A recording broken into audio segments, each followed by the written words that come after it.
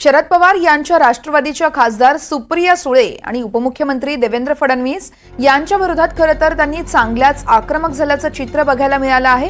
शिंदेंचे बैर नाही, देवेंद्र फडणवीस तेरी खैर नाही अशी टॅगलाईन देत सुप्रिया सुळेंनी पक्षाच्या प्रवक्त्यांना देवेंद्र फडणवीस यांच्याच विरोधात आक्रमक होण्याचे आदेश दिल्याची माहिती आहे। विशेष म्हणजे सुप्रिया सुळे यांनी टॅगलाईनच्या माध्यमातून मुख्यमंत्री एकनाथ शिंदे यांच्याबद्दल सौम्य भूमिका घेण्याचा आग्रह केलाय, तर मराठा आंदोलक मनोज जरांगे पाटील यांच्यावर टीका करू नका असं देखील आदेश दिलाय।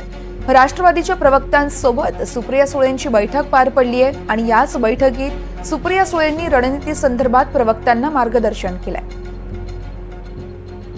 या संदर्भात अधिक माहिती देत आहेत आमचे प्रतिनिधी सागर कुलकर्णी आहेत आपल्यासोबत। सागर, आपण पाहतोय शरद पवार गटाचं खरं तर देवेंद्र फडणवीस यांच्यावर कुठेतरी निशाणा बघायला मिळतोय।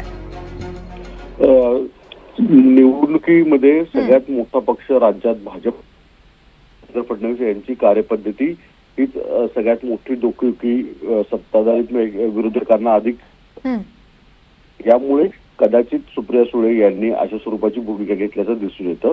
प्रवक्त्यांच्या झालेल्या बैठकीमध्ये फक्त देवेंद्र फडणवीस हेच टार्गेटला असतील असं दिसून येतं आणि कदाचित त्यांची कृती देखील गेल्या काही दिवसांमध्ये आपण जर पाहिलं तर सुप्रिया सुळे रोज पत्रकार परिषद घेत आहेत, अनिल देशमुख जवळपास रोज पत्रकार परिषद घेत आहेत, जयंत पाटील रोज पत्रकार परिषद घेत आहेत आणि विशेषतः फक्त गृह मंत्रालय आणि देवेंद्र फडणवीस यांना त्या कारणाने फडणवीसांना टार्गेट करणं आणि भाजपाला डॅमेज करणं अशा स्वरूपाची भूमिका घेण्याचे आदेश सुप्रिया सुळेंनी दिलेले आहेत। दुसरीकडे या सगळ्या बैठकीमध्ये सगळ्यात महत्वाची गोष्ट म्हणजे जरांगे यांच्याविषयी त्यांच्या विरोधात कोणतीही भूमिका मांडू नका असं ज्यावेळेस सांगतात, या अर्थी जरांगे उघड पद्धतीने सांगतात, शरद पवारांचं कौतुक करतात, भाजपाच्या विरोधात भूमिका मांडा असं मला सांगतात। दुसरीकडे सुप्रिया सुळे सुद्धा त्यांच्या प्रवक्त्यांच्या बैठकीत अशा स्वरूपाची भूमिका घेत आहेत की जरांगेंवर टीका नको।